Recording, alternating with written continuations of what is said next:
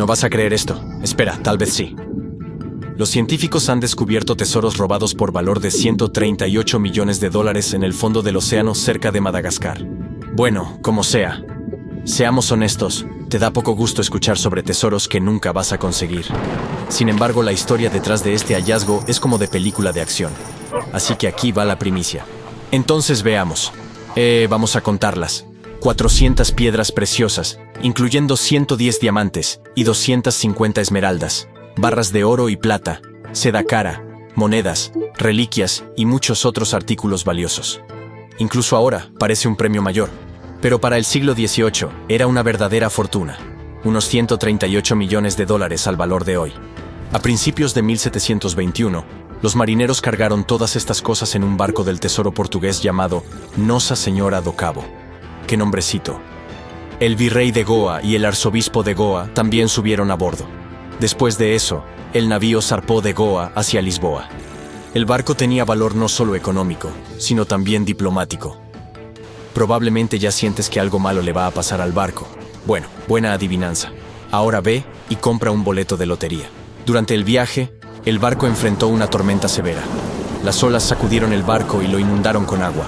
Los vientos estremecieron los mástiles. Para aumentar sus posibilidades de sobrevivir, la tripulación del barco necesitaba reducir el peso. Por lo tanto, empezaron a tirar su carga al mar. Había proyectiles de artillería entre esta carga, y eran necesarios para protección en caso de enemigos. Parece que la tripulación no se dio cuenta del error crítico que habían cometido, pero en ese momento necesitaban mantenerse vivos.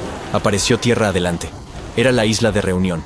Ahí, el barco esperó a que pasara la tormenta y estaba listo para continuar. Pero entonces, apareció otro problema más serio.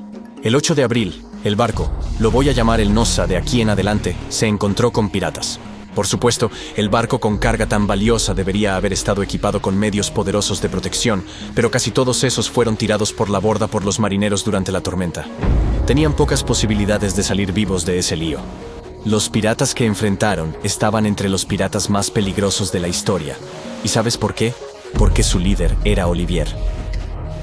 Ahora, hagamos un pequeño paréntesis, porque no sería suficiente decir solo unas pocas palabras sobre Levasseur. El buitre fue uno de los piratas más misteriosos y terribles de la historia, peor incluso que el temible pirata Roberts. La gente todavía está tratando de resolver el misterio que dejó atrás, pero más sobre eso después. Ahora, ¿qué crees que es la historia de vida normal de cualquier pirata? Veamos. Probablemente nacieron en barrios pobres y crecieron en pobreza y brutalidad. Estaban acostumbrados a conseguir lo que querían amenazando a la gente, así que empezaron a saquear barcos en los mares y océanos. Bueno, Olivier Levasseur no era así. Según algunas historias, nació en el norte de Francia en algún momento entre 1687 y 1690, en una familia burguesa rica. Tenía todo lo que la gente de esa época podría soñar: padres acomodados, un hogar, comida y una buena educación. Soñaba con convertirse en arquitecto, sacerdote u oficial naval. Al final, eligió algo cercano a lo tercero. De 1701 a 1714 hubo un gran conflicto en Europa. Diferentes países trataron de controlar el Imperio Español. Durante este periodo difícil, el rey francés, Luis XIV, le dio a Levasseur una carta de marqués. Desde ese momento, el futuro pirata se convirtió en corsario oficial de la corona francesa. Ahora, hablando en términos generales, un corsario también es un pirata, solo que trabajando para su país. Un corsario podía usar su navío para atacar barcos mercantes enemigos y tenía que compartir el botín de esos barcos con el tesoro real. Entonces, Levasseur se convirtió en un pirata legalizado. El rey le proporcionó un buen barco y finanzas para trabajo efectivo. Según la leyenda, mientras servía al rey, Levasseur sufrió una lesión en el ojo y comenzó a usar un parche. Ahí fue cuando apareció la imagen clásica de un pirata con parche negro en el ojo. Pero esta historia es una leyenda, ¿eh? Probablemente. Levasseur aprendió cómo robar barcos ajenos bastante efectivamente. Su dureza y habilidad le ayudaron a conseguir muchos tesoros. En algún punto, no quiso compartir el botín con su país, así que decidió pasar de corsario a pirata libre. Además, soñaba con viajes de larga distancia y aventuras. Quería robar barcos no solo en aguas europeas, sino en los confines lejanos del Caribe y Sudamérica. Su vida pirata duró unos 15 a 17 años. Según las historias, al principio, se unió a la tripulación del pirata inglés Benjamin Hornigold.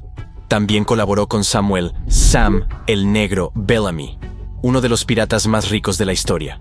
robó barcos junto con el famoso Edward Teach, a quien conoces como Barba Negra. Habiendo pasado mucho tiempo con piratas tan famosos, Olivier Levasseur mismo se hizo famoso por sus ataques bien pensados, conocimiento de asuntos marítimos y cumplimiento del código pirata. ¿Hay un código pirata?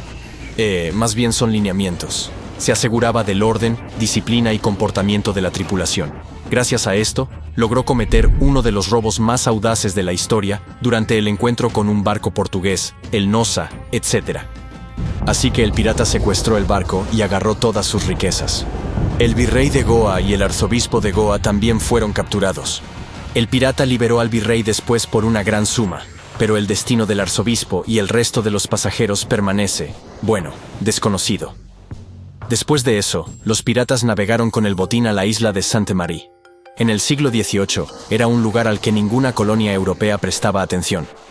No había autoridad ahí, por eso los piratas adoraban este cruce de caminos en el Océano Índico. De tripulaciones piratas, usaban este lugar como punto de reunión. Los fondeaderos de esta isla estaban ubicados cerca de las principales rutas marítimas.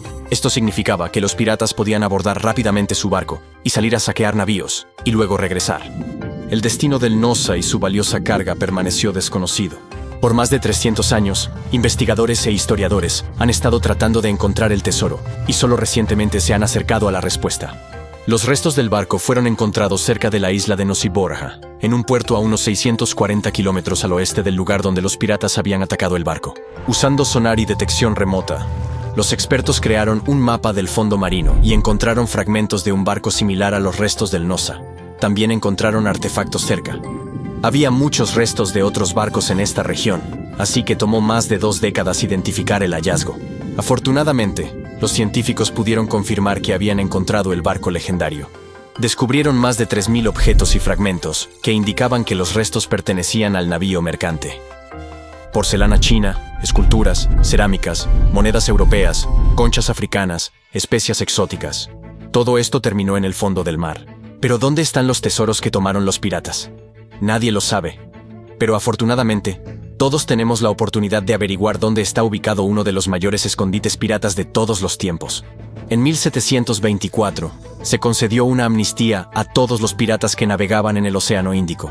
El rey francés los liberó de persecución a cambio de que los piratas compartieran el botín. Levasseur no quería compartir con nadie y se escondió en una isla en las Seychelles. Desde ese momento, comenzó la cacería por él. Levasseur logró esconderse de las autoridades francesas por varios años, pero luego fue capturado en Madagascar. En su último día, el 7 de julio de 1730, Levasseur se arrancó un collar del cuello y lo arrojó a la multitud. Dijo: «Encuentren mi tesoro, quien pueda entenderlo». El collar contenía un cifrado misterioso que, según el pirata, podría llevar a su tesoro escondido. La carga del Nosa, valorada en $138 millones, estaba lejos de ser el único botín. Pero, ¿dónde podemos encontrar todo eso? Bueno, la gente todavía está tratando de resolver el criptograma misterioso de Levasseur. Sin embargo, muchos piensan que la historia sobre el cifrado es falsa. Los primeros reportes sobre eso aparecieron solo en los años 1930, así que tal vez sean solo rumores inventados. O